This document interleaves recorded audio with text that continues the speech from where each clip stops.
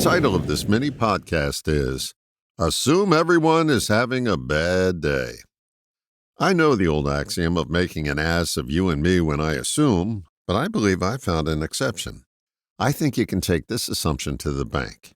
Everyone is having a bad day. Of course, bad is a relative term, but I think it's safe to assume that no one's having a perfect day. There's some sort of downside going on with them and you, all of us. I learned this sage piece of advice many years ago. Only bring good cheer when visiting a hospital room. There's enough gloom going on in many of them, and you adding yours only subtracts from the situation. What I'm suggesting is a mindset. It's not wearing rose-colored glasses or denying reality or advocating a stiff upper lip. It's making an assumption that others are having a worse day than you and choosing not to add to their or your woe.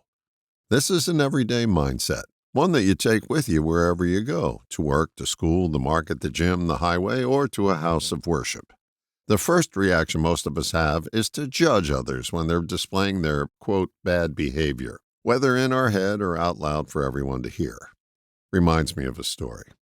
I used to go to this dry cleaners on a weekly basis. There was a woman working there who was, to be kind, irascible. I kept my thoughts about her to myself and just quickly handled the business I was there for.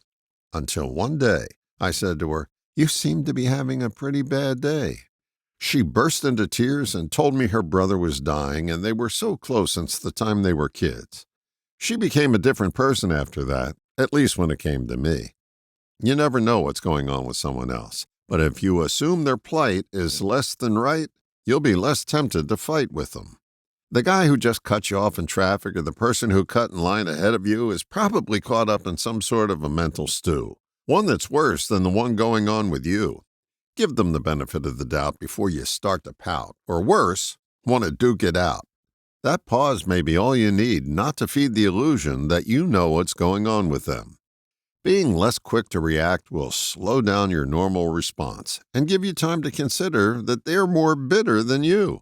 It's an assumption that will save you countless bouts of feeling blue. All the best, John.